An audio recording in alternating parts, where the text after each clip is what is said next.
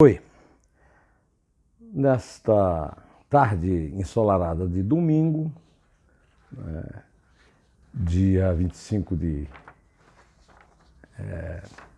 agosto, eu venho lhe dizer que eu me senti como se eu estivesse em 1988, quando o seringalista Chico Mendes foi assassinado na Amazônia. Houve uma grande revolta mundial e houve toda uma onda em torno da floresta tropical, em torno do pulmão do mundo, todas essas mentiras que alguns espertalhões usam para transformá-la em meio de vida. Dessa herança do Chico Mendes, alguns sobreviveram até agora, mas a principal sobrevivência dela é de Marina Silva. Marina Silva é uma acreana de origem muito humilde e que foi uma espécie de assessora do Chico Mendes e daí saiu para a política como se fosse, vamos dizer, uma herdeira, a herança, o legado do Chico Mendes.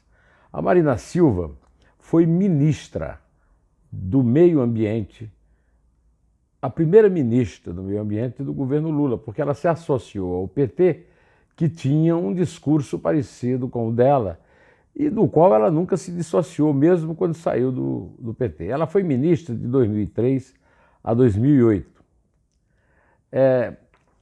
Em 2003, morreu o fotógrafo americano Lauren McIntyre, que é o autor da imagem que o farsante Emmanuel Macron, presidente da França, usou para ilustrar o seu Twitter, detonando o Brasil por causa dos discursos do presidente Jair Bolsonaro. Ele disse publicamente que Jair Bolsonaro mentiu para ele no encontro que eles tiveram no G20, o grupo dos 20 países mais ricos do mundo, no Japão. Só que ele publicou esse Twitter replicando com uma mentira dele. Publicou uma imagem de fogo na Amazônia. Essa imagem só pode ter sido feita antes de 2003, porque o fotógrafo morreu e eu não conheço nenhum caso de fotógrafo espírita que voltou à Terra e fez a fotografia. Pode até ser o caso único, mas a verdade é que o fotógrafo morreu.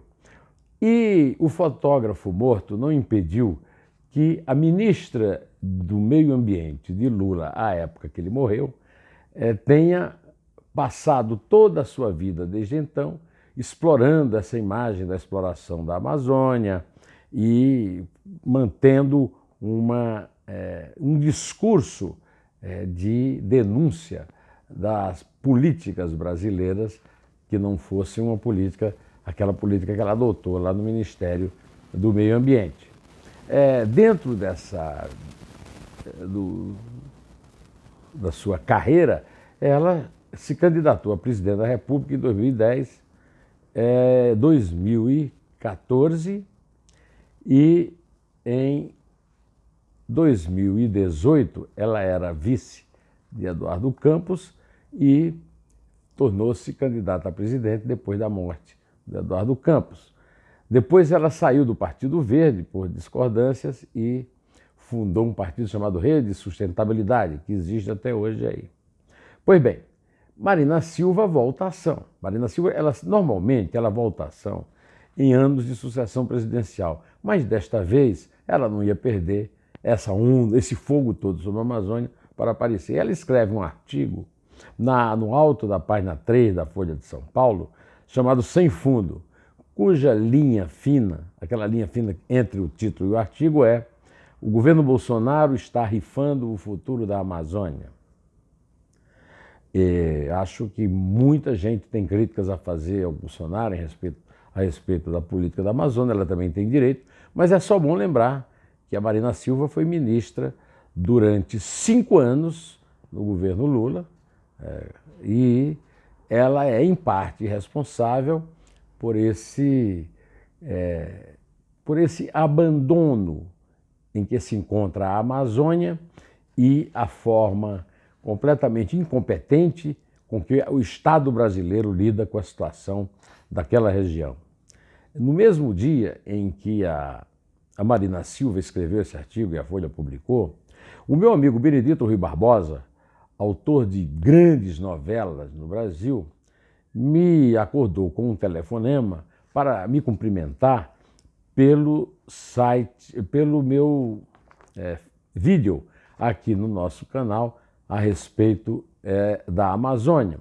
Eu contei uma história de que em 1980, 1981, portanto ainda no regime militar, sob João Figueiredo, eu sobrevoei de Serra Pelada a Marabá e não vi uma árvore na floresta, só vi fumaça e, como o meu bisavô ensinou, onde há fumaça, há fogo. Foi então, conversando com o Benedito, que eu me lembrei que em 1991, num almoço no Tite, que nós frequentávamos, a Toca, nas Perdizes, o Benedito me contou uma história que está valendo hoje. Quando o Benedito fez a novela Pantanal na TV Manchete, que fez um enorme sucesso, ele era funcionário da Globo. Só que a Globo não quis filmar Pantanal porque era uma novela de muitas cenas externas e seria uma novela muito cara. Mas o sucesso da novela, inclusive no exterior, foi tão grande que a Globo fez questão de manter o Benedito entre seus autores e ele então fez uma exigência. Ele resolveu escrever uma novela sobre a Amazônia. Ele mesmo foi a Amazonas e andou pelo Rio e lá ele ficou muito chocado, e nessa época nós conversamos sobre isso e desde então eu tenho condenado com muito vigor a questão dos madeireiros na Amazônia, aquelas barcaças de toras flutuando pelo rio até o porto, numa demonstração clara da exibição do roubo da nossa madeira, madeira de lei, madeira da melhor qualidade lá da floresta amazônica, para países ricos da Europa, inclusive os países aí, a França, né, a Dinamarca, a Noruega, né, o Reino Unido, que são clientes dessa madeira roubada na Amazônia.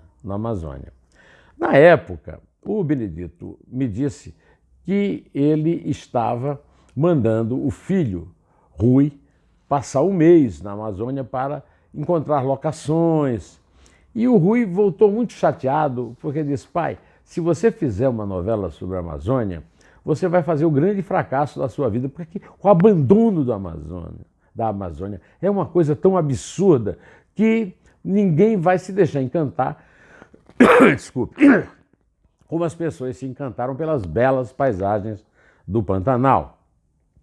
Desde então, eu tenho repetido muitas vezes que o Brasil é um país que dá guarida aos bandidos internacionais dos cortes de árvore, das florestas, inclusive das florestas tropicais, porque em nenhum outro país do mundo eles podem agir porque são bandidos. Mas no Brasil eles agem porque agem com cumplicidade de políticos do Pará, reforçados pela Constituição de 88, ganharam muito poder do Pará, quer dizer, da Amazônia em geral, Pará, Amazonas, Acre, etc. né?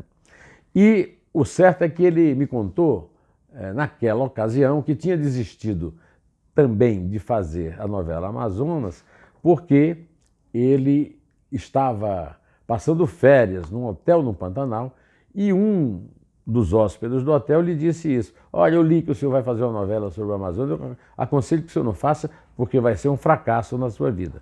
Então eu resolvi trazer essa história a público para que você entenda por que essa minha posição de ser contra o crime do roubo de madeira na Amazônia e dizer que isso não tem nada a ver com incêndio. O incêndio da Amazônia, como o incêndio na Flórida, provém das condições da Mata Amazônica. Em primeiro lugar, a temporada seca, e em segundo lugar, os caras que jogam na beira da estrada piolas, como se diz em Campina Grande, de cigarros fumados, mas não até o fim, e dos fazendeiros que queimam para fazer os seus plantios. Eu não acredito que o Bolsonaro tenha razão quando ele diz que tem gente queimando a Amazônia para criar problemas, Mas o certo é que, depois daquela confusão toda causada agora pela questão da Amazônia, o Jamil Chad anunciou que a Angela Merkel mostrou o dedo, aquele célebre gesto pornográfico para o Macron, depois que ela propôs que o grupo G7 mandasse ajuda para o Brasil. A imagem foi cortada, não é mais possível vê-la, mas o certo é que os países do G7, reunidos lá em Biarritz, no sul da França, concordaram em ajudar os países afetados pelos incêndios que assolam a Amazônia o mais rápido possível. Segundo anunciou o próprio Emmanuel Macron, há uma convergência real para dizer que todos concordamos em ajudar os países afetados por esses incêndios o mais rápido possível, ele disse. Donald Trump também se uniu a essa oferta de ajuda e telefonou pessoalmente para Bolsonaro, oferecendo a mesma. E acho que pino, como se diz lá na Praça da Bandeira, em Campina Grande, pino foi feito para ser batido. E como Macron e todo mundo bateu o pino lá na Europa, o Bolsonaro também bateu. Ele, que tinha acusado as ONGs de pôr em fogo, diante da repercussão internacional, já disse que vai mandar aviões da FAB, tropas do Exército, e agradeceu a ajuda estrangeira, deixando de lado aquele discurso, inclusive sem prova, né? Fake news. Pois bem, eu quero aqui encerrar dizendo que desenvolvimento do Brasil não passa por serrar e vender clandestinamente madeira da Amazônia, inclusive para países que fazem de conta que estão interessados na preservação da floresta tropical. Direto ao assunto, em pé, e só a verdade nos salvará.